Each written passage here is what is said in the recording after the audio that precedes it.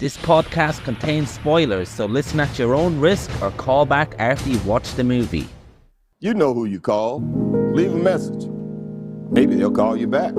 Then again, maybe they won't. We're having ourselves quite a little game of phone tag here. Ring, ring, ring. I usually get this guy's answering machine. I'll call you right back. If you're there, please pick up the phone. I really want to talk to you. I check my fucking messages every day when I come home from work. My answering machine, zero. I got a blinking light. All I have to do is pick up this phone right here, inform the cinema, and your plan's kaput. No, I ain't got no phone. I had to pull, because people calling all the time, and who needs the aggravation, right? Interruptions. Hey, man. It's Monday night, 10 o'clock.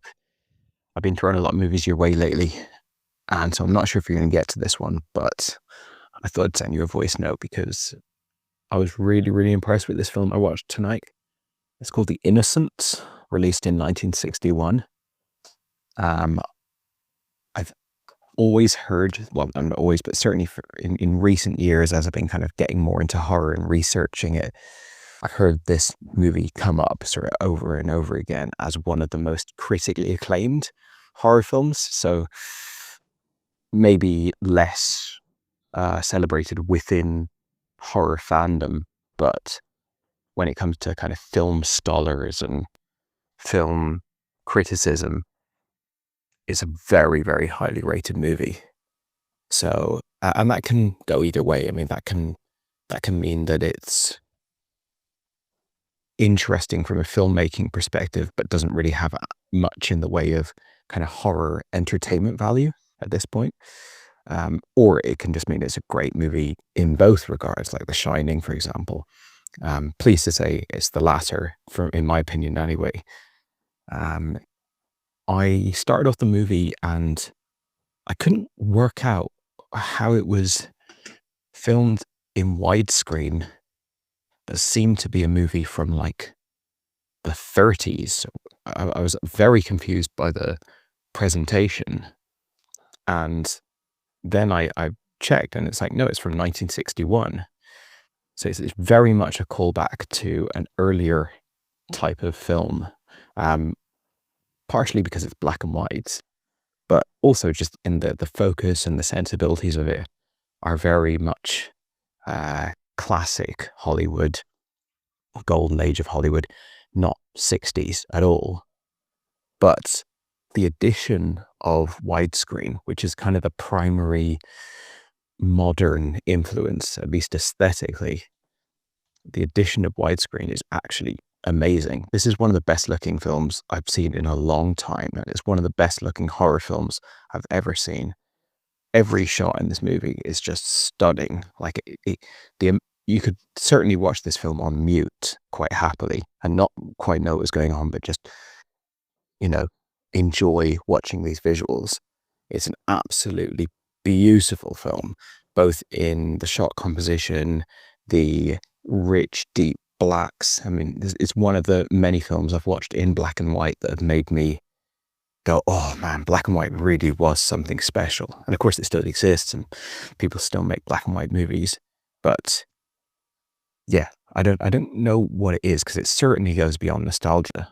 It certainly goes beyond giving it that cachet of like, oh, it's old and therefore we, it's more mysterious, or it's more hallowed, or we can be more reverential of it.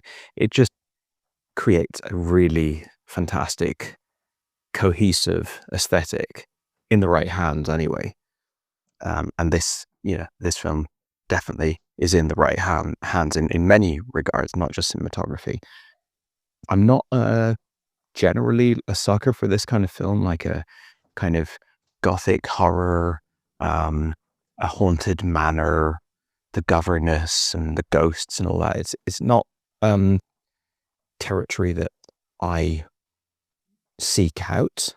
In fact, I probably find it off-putting because we've all just seen a lot of these films, whether intentionally or not. They've been making films like this for a long time, and yeah, I wouldn't necessarily have expected this film to be as affecting as it was to me. In the opening credits, I noticed a few interesting names. Truman Capote, on the script, I think co-writing. So that's interesting. Obviously, one of the most acclaimed screenwriters of his day. So you're going, okay, this is probably going to be fairly well written. And then adaptation of the novel Turning of the Screw, I believe, or The Turn of the Screw, which I've never read. I think it's a novella by Henry James, but it's a work that I've often heard the name of. And so I'm like, okay, all right, interesting. So this is actually an adaptation of quite a famous piece of literature. And I think, now this is, the most layman possible piece of insight, because I'm not well read and I wouldn't sort of know the history of this, but I think this might be the key work of this trope of, newcomer goes to old, to estate that has some sort of dark past and gets haunted by the, what was there. It's been adapted both directly and then kind of in more of a inspiration way many, many times over the years. Films that came to mind when I was watching it, like The Others, I've now gone on Wikipedia and read that they, were definitely taking influence from this original novella. So yeah, it's interesting to see this, and certainly makes me curious to read the original work. It's quite short, I believe, so I could probably actually manage it, even though I'm terrible at reading books. But yeah, this is that trope, whether it's the new wife, like in Rebecca, or it's like a nanny character, whoever it is, it's that trope done as well as I could really imagine it being done. Certainly in this setting, in this kind of like, upper class English countryside type scenario.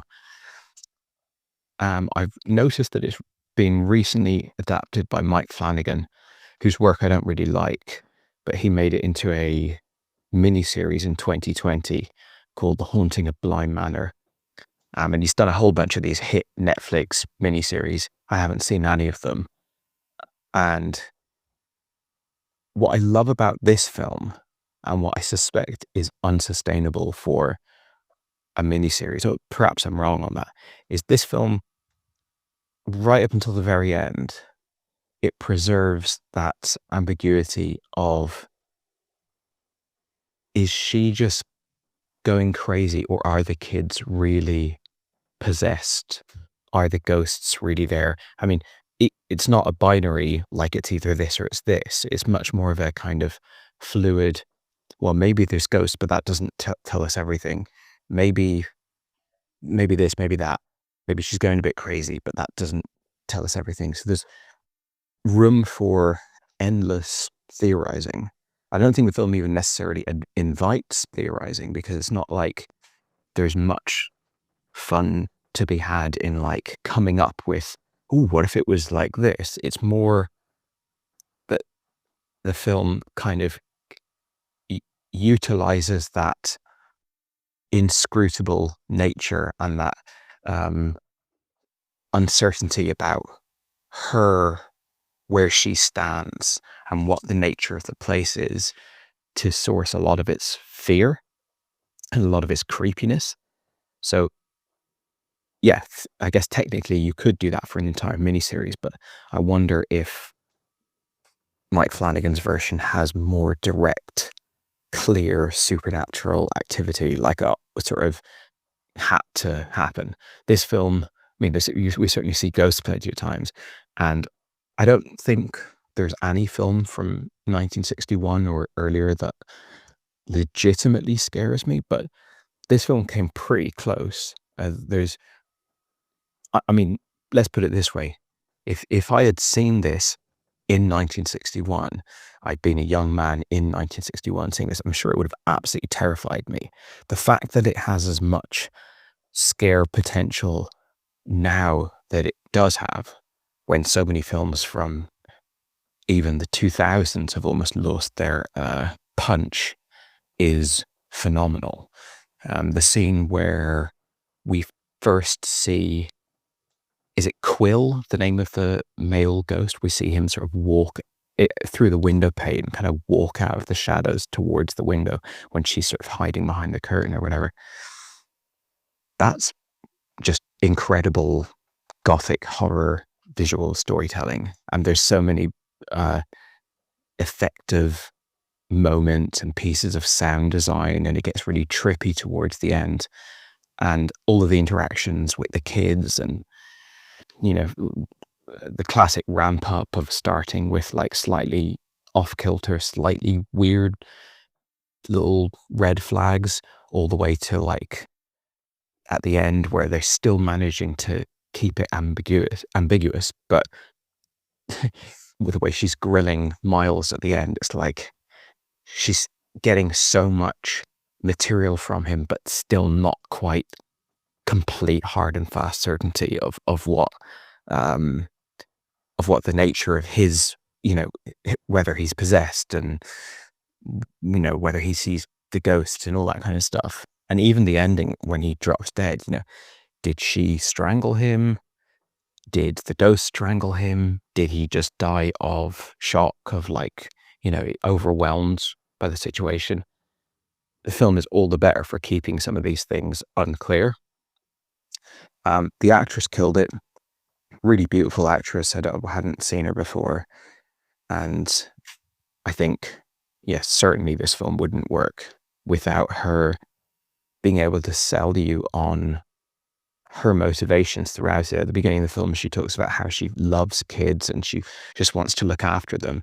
And it's, you know, that could easily just be like a really trite, overly simplistic thing for a governess character to say, but she sells it and she makes you believe, okay, that seems like that really is her calling. When she arrives at the Bly Manor, she's clearly got the best of intentions. She engages with everyone on good faith, and when she starts to see things are like off, things are a bit off, she's got no agenda initially, and she's just navigating it with curiosity. And the whole way through, she, like with her expressions and the way she interacts with the maid character, I suppose she is, it's, yeah, she's very, very engaged as an actress with the material the whole way. And it's interesting that we were given so little information about her. We don't know where she's come from, her background. I was waiting for the film to tell us that, oh, her husband died like in a strangling, or, you know, just something that's like adding another textural layer to this of like, oh, maybe that's why she's crazy. And, you know, then you don't know if that's just a red herring or whatever. But they never give us anything. They keep her completely mysterious. So all that you have from her is just in the acting of how she interacts with people and how she uncovers this mystery, or does she? And I think, yeah, the actress did a great job in that regard. I mean, again, like I just keep coming back to how beautiful this film is. There's so many stunning shots. I was saying to my wife as we were watching, you could do a double bill with Saltburn, because they're both films about an outsider coming to this absolutely stunning, opulent manor in the English countryside. Is the type of resonance that we kind of forget exists. You know, you and I, we both live in England, and we navigate England, we travel around it, and we kind of go here and there, we interact with thousands of people, but we don't think about that there is a small subset of people living in England, even to this day, like the characters in this film. And of course, that's grotesque in a sociological sense, but in terms of the just pure architectural beauty of the environment, this film does a really good job of capturing it and making it, it's not purely scary. It's not like The Woman in Black or something, where the only way we're ever going to see this environment that they're in is sort of a one note, decayed and depressing and melancholic and sad and traumatic. No, we see it as a beautiful home, in which to celebrate life. Much of the early scenes of the children playing and putting on performances and, doing this, that, and the other. It's a charmed life that they have here. And I think it's nice that we get that. I think you don't get that much in The Shining, for example. Yes, you get Danny going around in his little tricycle or whatever. And, it's not like everything's terrible instantly. But this film gives you more of a they just have a good little life here and everybody's happy. And then she's walking through the garden and she notices the guy up in the turrets of the tower, and it just starts to chip away. And I love all of these images: the guy up in the tower, the woman across the pond in the marsh and the reeds. There's so many, almost every time in this film that they show us a ghost, it's not some really jarring jump scare. It's just a haunting visual that's going to stick with you. And it is creepy. It's difficult for me to find the correct words, because if I say it's scary, then I feel like by saying that, I'm sort of implying that as I was watching it, I was afraid, because that's my barometer for scary, is like I'm watching Scream and she's, working her way through the corridors in the house, and then you see a shape moving past in the background through a door frame or something, and I'm really on edge. I'm like, get the fuck out of here. Like, it's not that type of scare, but it is scary in the sense of this is a bad situation and it's communicating its vibe and its atmosphere very, very effectively. So, and that's, I really come to appreciate that in a horror film. Time was where I had no interest in a horror film unless it was actually getting me to that adrenaline pumping point of fear. And now I'm more interested to see fear dissected and portrayed well, even if I don't end up being afraid myself. But if they're capturing the kind of atmosphere of fear and of danger and all that well in a film, which this film certainly does in my opinion, then that kind of welcomes the film into the horror pantheon for me. So yeah, really liked the film, thought it was beautiful, interested to see if this director and this cinematographer have done more work, and interested to see if, and I highly doubt that there's another adaptation of this novel that kind of reaches these heights, but because it's one of these classic works like Dracula or something, where it's been adapted endlessly in plays and TV and I'm sure radio dramas and stuff like that, I'd be interested to see if there's any other interpretations out there that are not necessarily better or as good as this, but interesting in their own way. What other valid interpretations are there to this work? Because I think it's hard to see where improvement could be made here, but yeah, maybe it would be interesting to see this film set in a completely different culture or a completely different era, and see what that brings to the table. So yeah, I'm not sure if you're going to get time to get to this one. I know that older horror films are not necessarily something that's a huge selling point for you, but I think just from a visual standpoint, it's definitely a good one to watch at some point. Hey man, just getting back to you about the movie The Innocents now. I believe you sent this message to me on Monday, and it's now Friday. So I got to it yesterday, watched it in pitch black, at about 8 p.m. So obviously you always recommend movies to me quite late at night, but at least this was dark and it at least give me the best opportunity to get on board with this experience. Now, I'd be lying if I said I enjoyed the movie. That's probably too strong a word. Just to clarify, in terms of pure, I'm gonna put on a movie and I'm gonna have a good time. It was okay if I view it on those terms, and obviously we had quite a disagreement with People Under the Stairs there last week, and I wouldn't want this to get into a type of conversation where you're saying how great this movie is and I'm saying how much I hated it.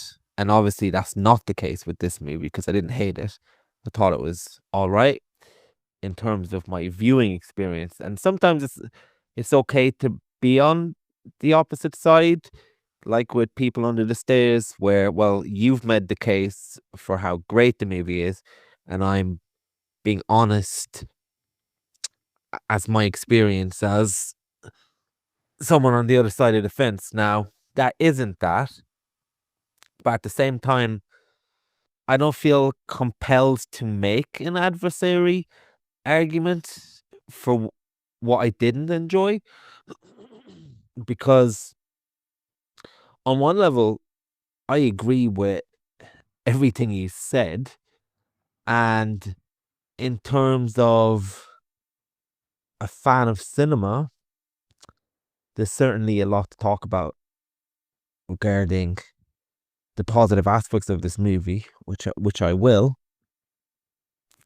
And what I want to just put on record is that in terms of my just sitting down, enjoy recommendation, I thought it was decent. So I just wanted it to be framed in that sense. Now, let me talk about the things I enjoyed about this movie and I admired about this movie.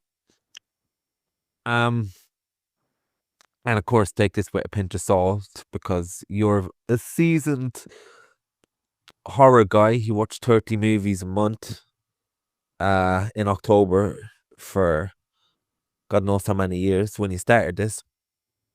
So my viewpoint is someone who certainly doesn't watch many old horror movies, especially ones not done by Alfred Hitchcock and the likes. I did watch a few when I was in uni. German expressionistic ones from what I remember. But you could put on my favorite movie in film school and the lecturers would find a way to make me hate it, so that's not saying much.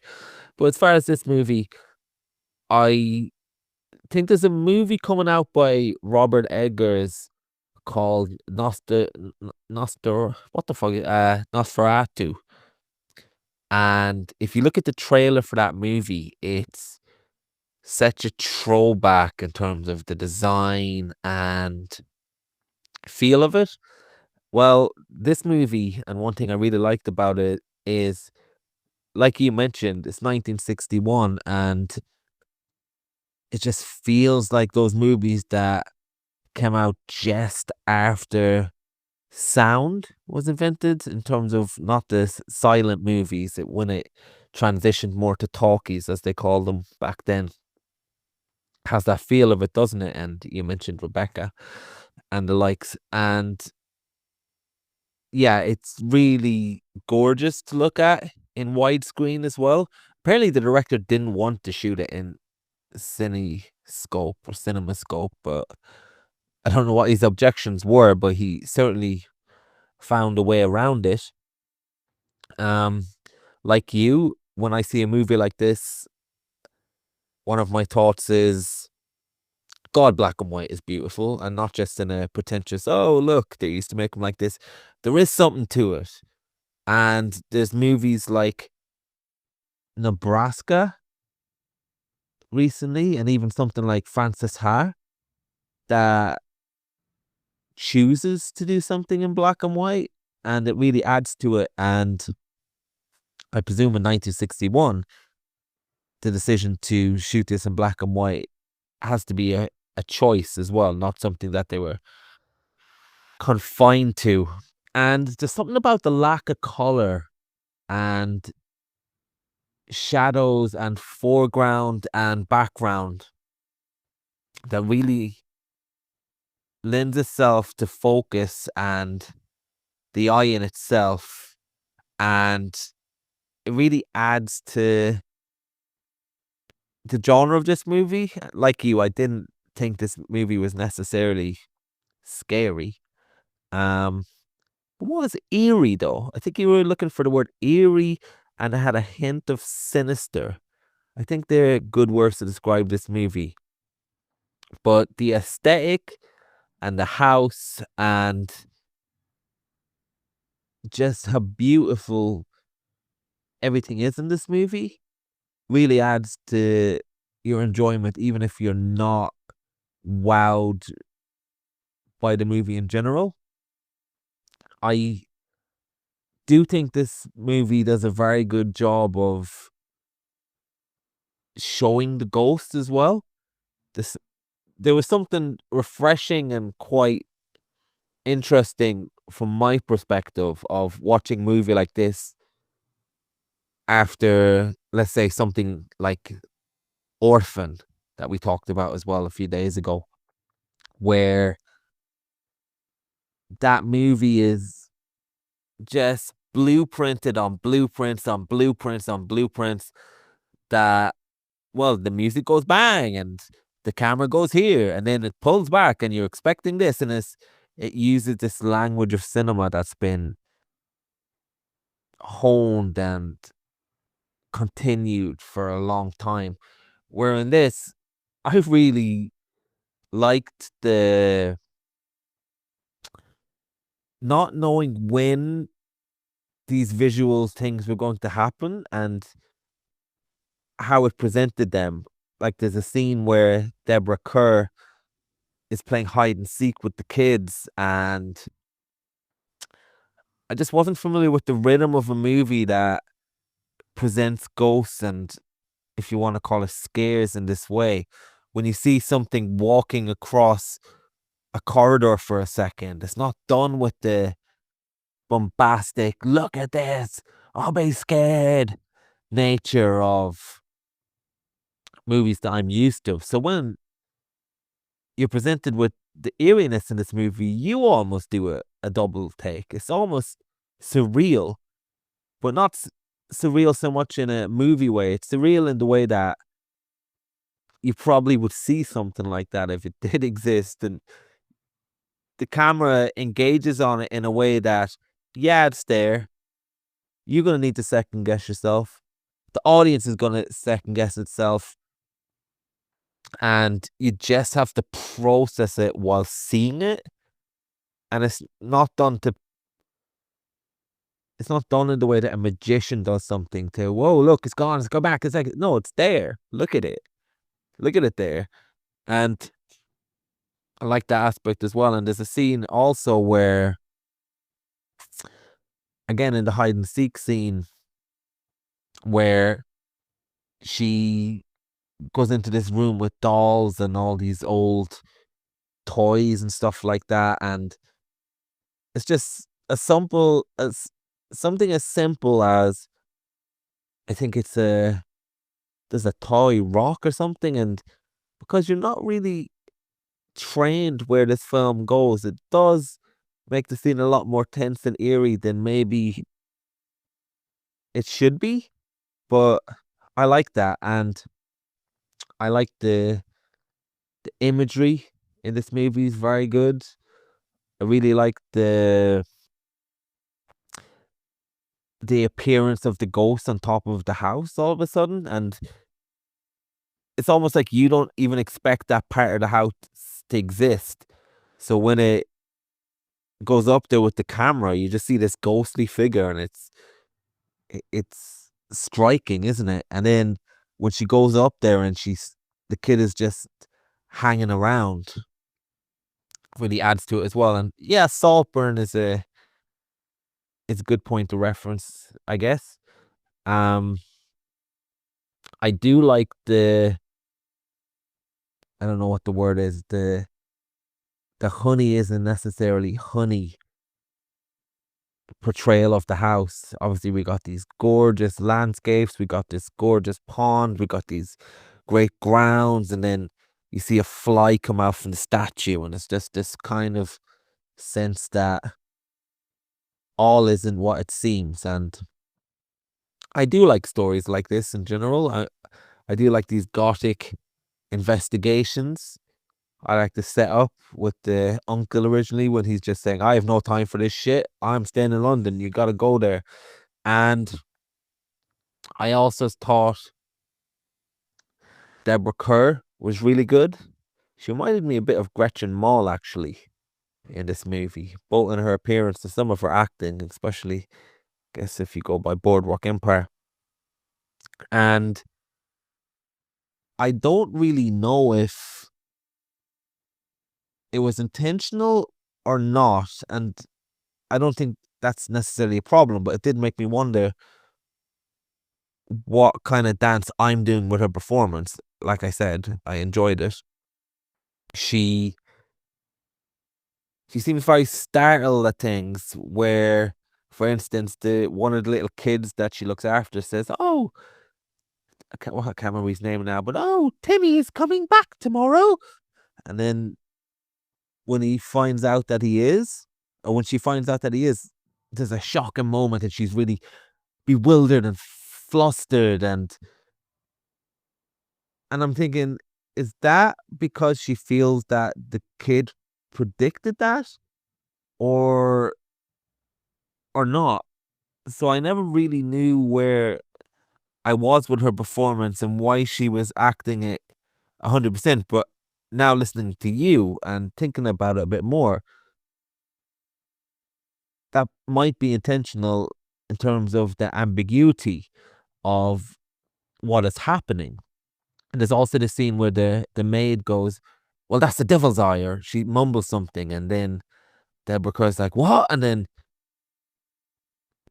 there's a tenseness that ratchets up out of nowhere in that situation, which I really liked. And yeah, it just throws you off guard. This movie's throwing you off guard, and I don't know how much of that is to the movie's credit or how much of that is down to things I'm not used of. But it was a positive of the movie. And yeah, now that I'm talking to you, I wonder if how much of this is actually real as well. It is a possibility that it's not, because I did wonder when she sees the ghost is it in the classroom or the study? We never hear that conversation or anything the ghost says to her. And then later on, she's like, "No, I have to show them the ghosts. I have to show them the ghost, and they have to say the ghost's name.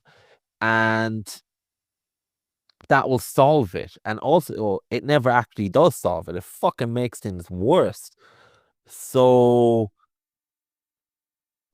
now that you mentioned that there is a possibility that there mightn't be anything, it does lend itself to a performance, that lend itself to a different type of interpretation of the things that I've seen. I also liked the scene where the guy goes up to the window in the background. I like that. That's just something you don't really see.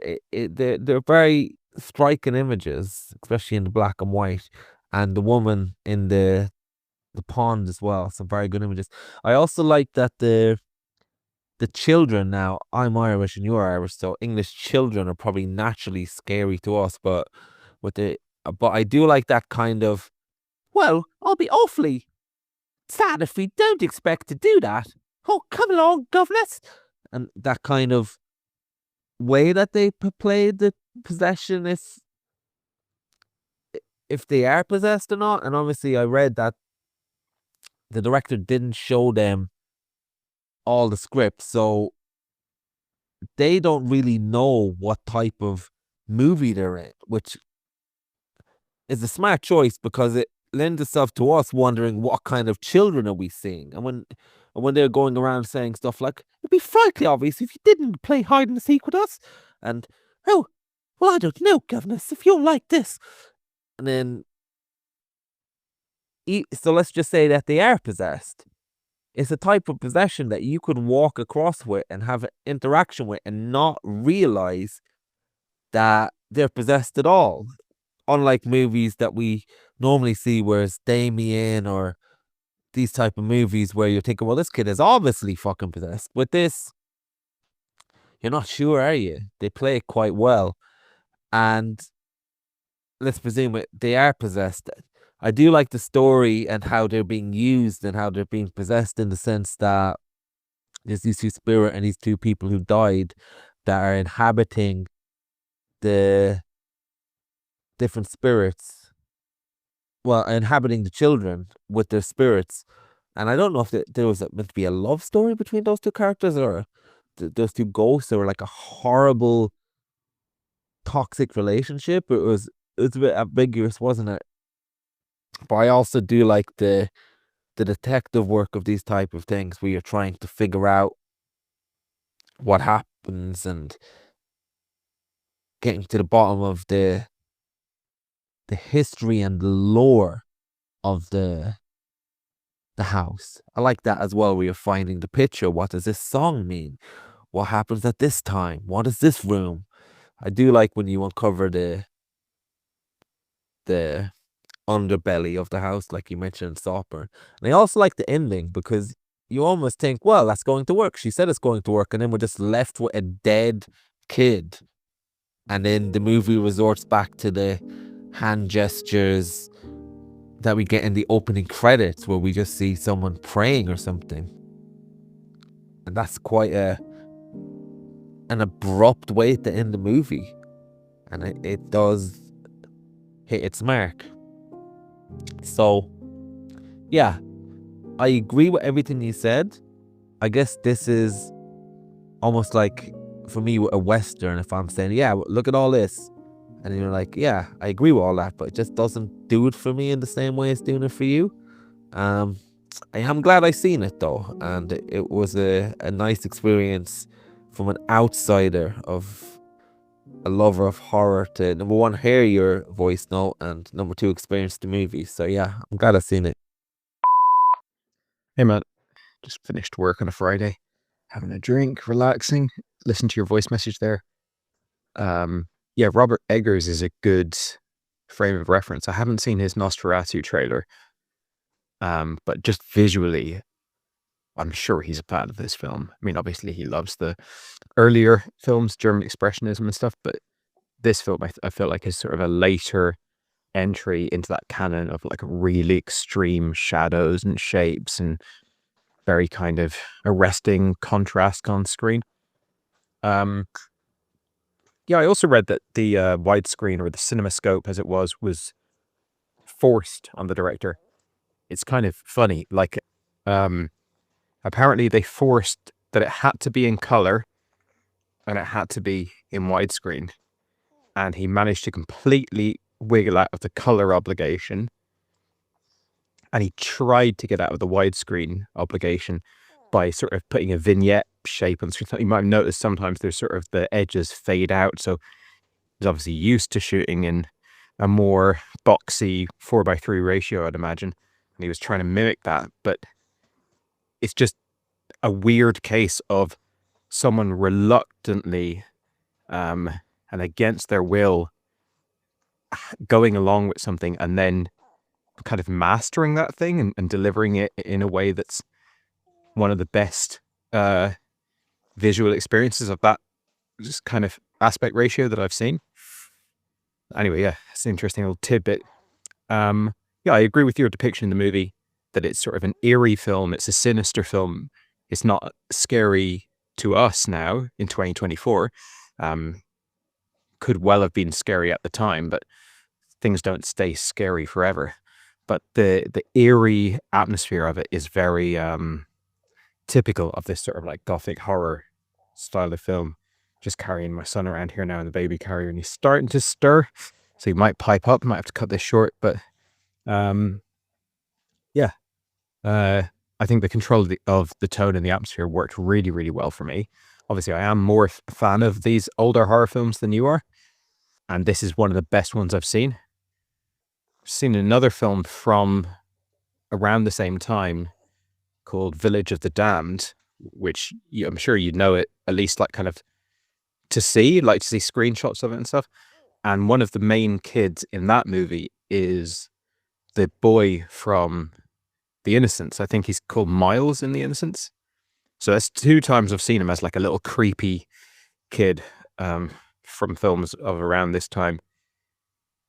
The way that the house is in this, you mentioned the kind of comparison with People Under the Stairs, or maybe it was some other reason why you were bringing up People Under the Stairs, but I think they're both films that utilize the endless expansiveness of the house in a really strong way.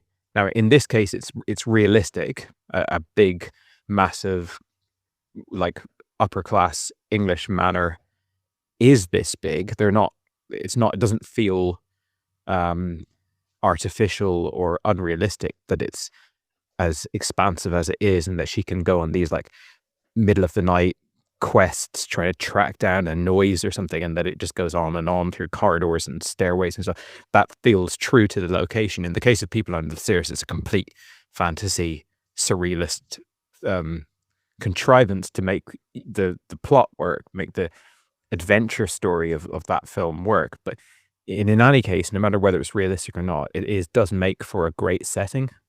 Reminds me a bit of Harry Potter as well, like that kind of using the space to make a adventure all set indoors, or largely indoors. But yeah, it provides so many great setups. Every time she sees a ghost, whether it's up in the turrets or it's out at that little gazebo where she can look across the pond or something, it's always just the most stunningly framed and haunting visual, no pun intended.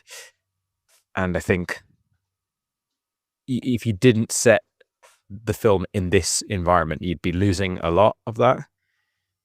And you were talking about the ghosts, whether you were unsure if they had been in a relationship. I think there's certainly the 2 ghost characters were in a relationship, and probably this is a more puritanical time when the film is set.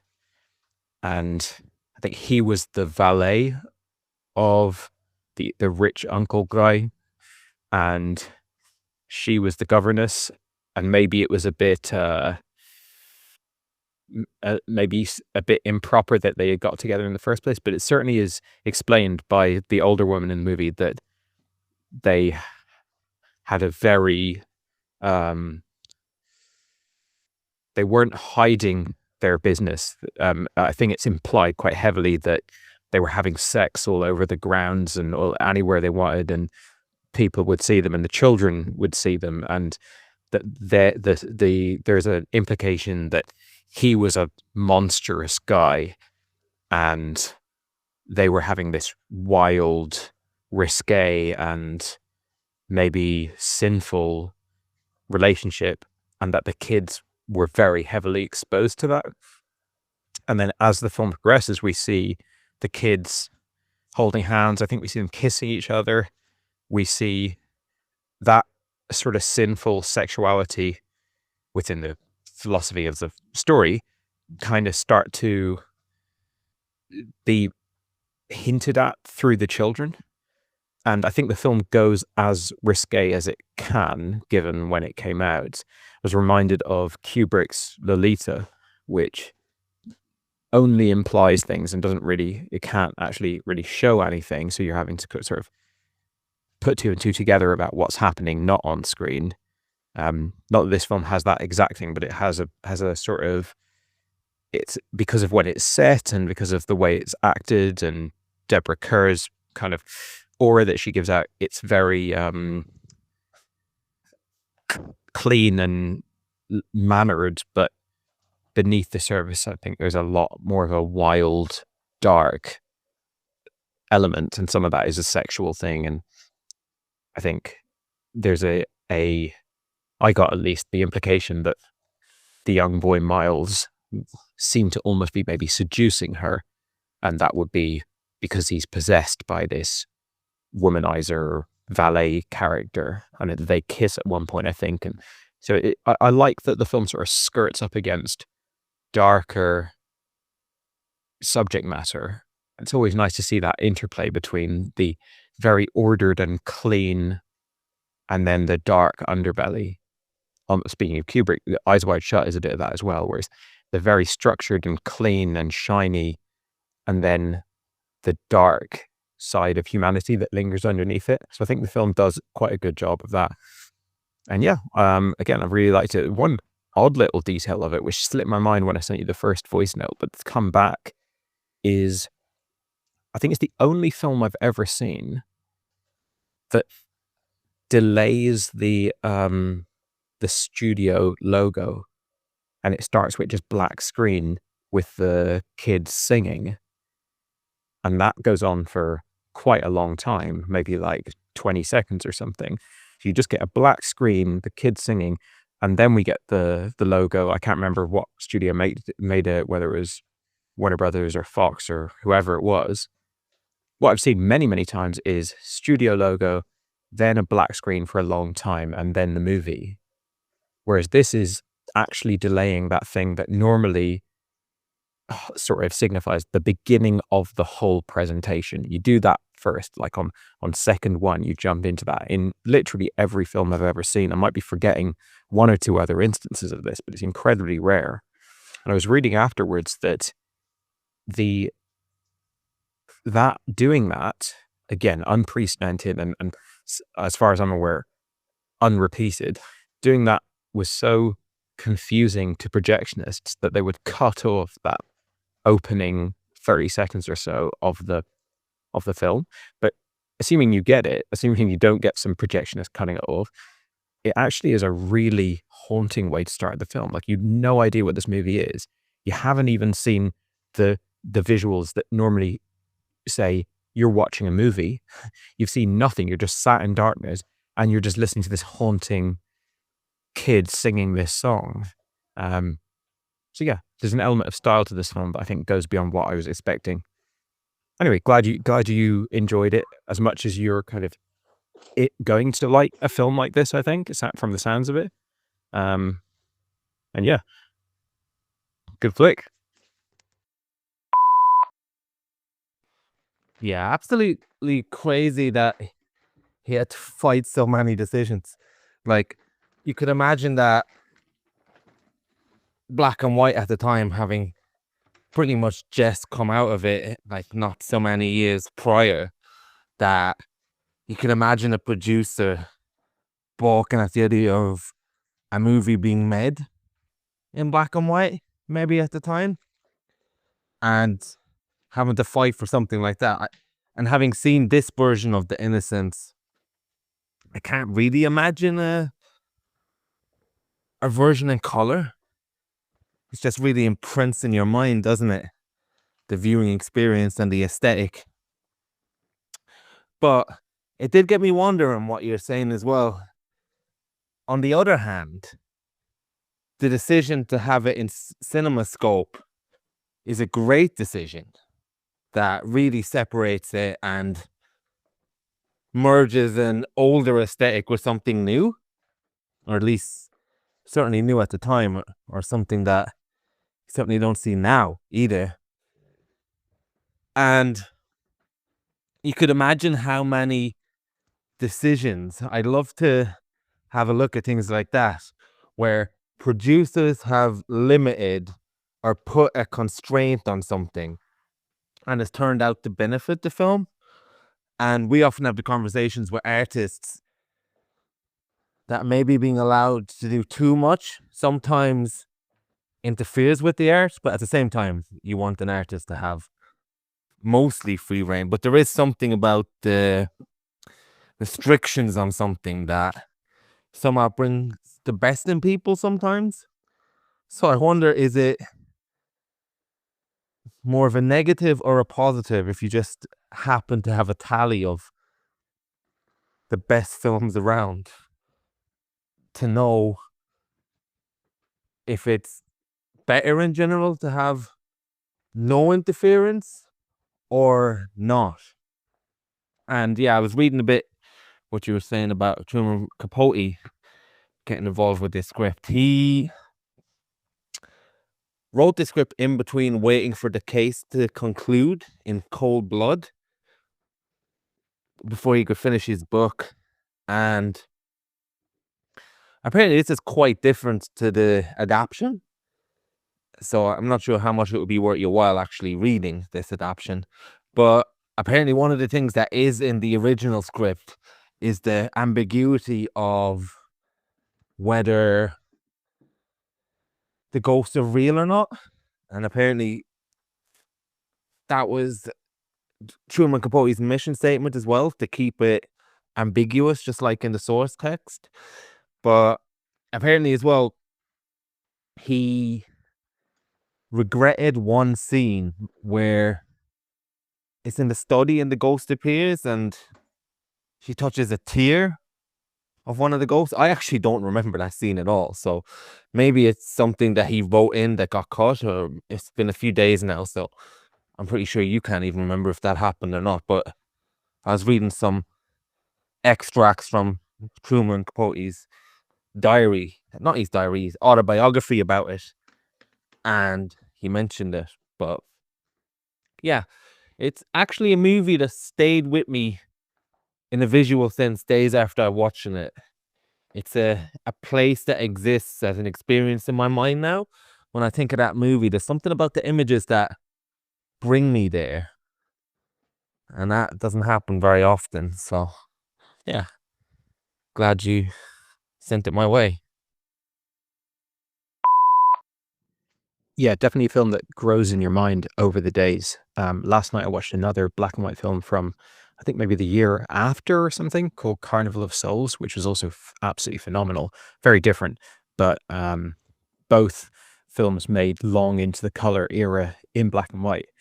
Yeah, I certainly remember that scene of the tear. So she goes into the room and she sees the girl, the ghost woman, crying there. And when she goes up to the podium at the top of the classroom where she's been teaching the students, where I guess this ex-governess would have previously been teaching the kids, she looks down at the sort of chalkboard notebook type situation down there on the podium, and there's a tear there, and she touches it. And I think Capote felt that that was a scene that confirmed that the ghosts were real. So it was at odds with his attempt to make sure it was ambiguous, like it could have been entirely in her head. And when I read that, I was saying to my wife, sure, that doesn't prove anything. I mean, her seeing the two, it's a point of view movie. If we're seeing the ghosts up at the top of the tower, and you want that to be ambiguous, then you have to assume that we're dealing with this sort of unreliable narrator point of view experience in the film. And so equally, her touching the tear could be in her mind. So I'm not quite sure why Capote felt that that scene in particular ruined that ambiguity. But anyway, I think it was well preserved throughout. Yeah, it's a good question about the whole like studio interference thing. I think because it's because the behind the scenes is largely obscured from us. For starters, it's deliberately obscured from us, except for anything that either the studio deems marketable, like, oh, they spent so much time on this stunt or whatever, or someone wants to get off their chest in some sort of tell-all autobiography or some, candid interview or something like that. But the majority of what goes into making a film is always obscured from us, most of it being completely banal, boring little details that wouldn't be worth recording, except for like super nerds or whatever. But yeah, I go back and forth in it. I mean, on the one hand, I generally see when artists are given more and more and more freedom that they tend to do worse and worse work. And they start off making their best work, and then as they get licensed to just kind of fully indulge in all of their niche little interests, you start to lose the necessary production value of the piece. And if you look at latter day Tarantino, for example, latter day Chris Nolan, you see incredible, stunning filmmaking in the mix, but the overall film isn't very good anymore, at least not compared to their early stuff. But at the same time, we've seen many great artists, whether it's Orson Welles or whoever, just have their career kind of suffocated by restrictions and end up kind of failing to make what would have probably been quite strong pieces of work. You see that in music, video games, you name it, when either what they're doing doesn't marry up to the sort of commercial realities of the medium, or just they have a particular heavy-handed producer who really likes to get involved and throw their weight around and maybe doesn't have the best opinions. This is come out in recent years how involved, well, it was always known, but I think it's been more emphasized in the media how involved Harvey Weinstein was in the projects that he produced. And many directors have scarce, like, kind of sort of traumatic stories about how he ruined their film or gutted their film or whatever. But there's also so many masterpieces that he shepherded. It's kind of, you have to assume that he was being as invasive in all of those as well. So, and that goes, I mean, he's a notorious producer that is probably the most talked about producer of the last 100 years or 50 years. But across the board, I think studio interference is something that there's a romantic notion that the artist is always the kind of the best, the most clear-minded person, and really it should all come down to their vision and there shouldn't be any other restrictions in place. But then there's another argument that restrictions is what makes great art. I'm currently working my way through this book of the 1,001 albums that you have to hear before you die. And it's, as the name suggests, it's 1,001 very significant albums that were very critically acclaimed or very influential. And if you look back at the sort of LP era, where unless you had a huge amount of cachet, you were restricted to the length of a single vinyl disc. Maybe once you got to the Pink Floyd level or whatever, you could put out a double album, but for the most part, you were restricted to that 45 minutes. And, that's when you get the best albums. Then CD comes along and allows people to make much longer albums. So they just they leave in worse tracks that wouldn't have made the cut in the LP era. And now it's the Spotify era where you're getting paid per stream of song. And you've got albums that are, 35 tracks long and stuff like that. And there's great stuff in there. There's certainly people who are now unbridled. They're able to make phenomenal works of art. But for the most part, the less restrictions in place, I think the worse the art gets. And the other thing I suppose you have to consider is that these studios, they're in the business of making movies. They don't want to make shit movies. The goal is not making shit movies. The goal is making money. So how do they make money? Well, it's by pleasing their audience. So you can take a kind of elitist view of like, well, the masses are idiots. So when you try and please the masses, you end up with shit movies. And you go, I don't want the Minions. I want Tarkovsky or whatever. But I just also think that as much as people like to kind of put themselves, separate themselves from the masses or whatever, I think we do appreciate a tight, entertaining product.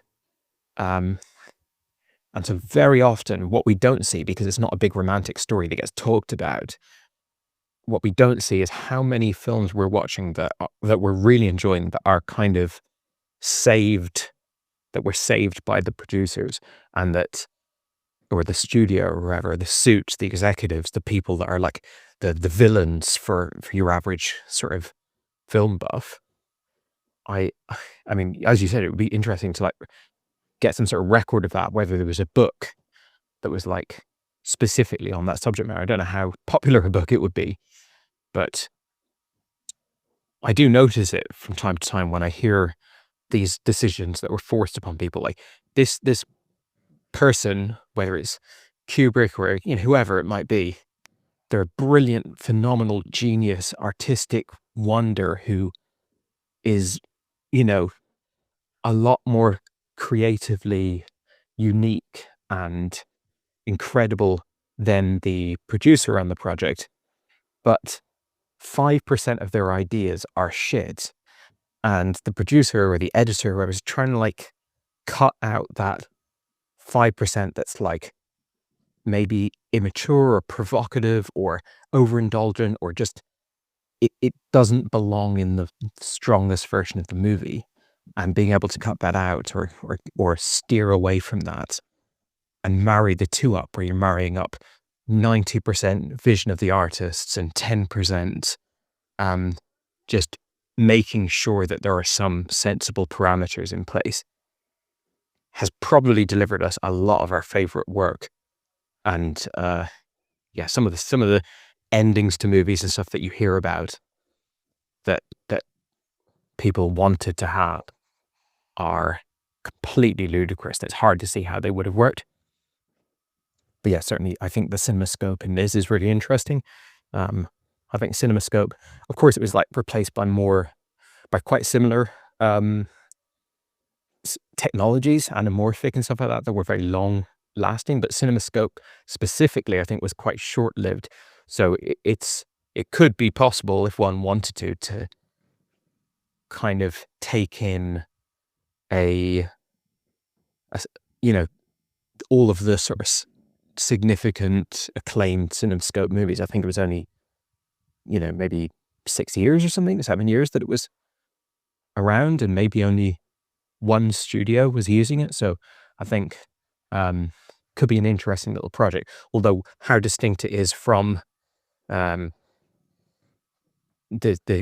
anamorphic lenses that would kind of take over that look very similar to me, I'm not sure. Maybe side by side it's more evident. But yeah, anyway, good, glad to hear that it's kind of staying with you. It's definitely staying with me. It's definitely up there as one of the most deep and resonant haunted house movies. There's another movie called, oh god, I'm going to forget the name of it now. Changeling. There's Clint Eastwood made it Changeling, and then there's a George C. Scott Changeling, and one's called The Changeling, one's called Changeling. I think it might be The Changeling, made in 1980, which is same year Shining came out. And it's kind of like this in the sense that they're kind of horror movies. They've got plenty of horror DNA in there, but they're also just living like ghosts in a house, to put it in the least articulate way possible. There's something I love about that. It's almost like you don't want the horror to get too much in the way, because it's so interesting and it's so emotional existing in a space with a ghost that's traumatized or, wants to kind of break free of the shackles of just being in that purgatory state of living there. I love that theme, and I love that investigation, I suppose, of like kind of the background and trying to figure out what's going on so much that I kind of like it in all shapes and forms, whether it's horror or otherwise. And I think this film does as much horror, as much kind of like direct scary stuff as I'd want from this movie before that starts to get in the way of the more interesting experience there. Anyway, it's been a few days since I've seen it now, so I guess the details are going to start slipping away from me, but definitely one I can see myself checking out again in the future at some point. Your mailbox is full. Please delete new or stored messages which you no longer need so that new messages may be received.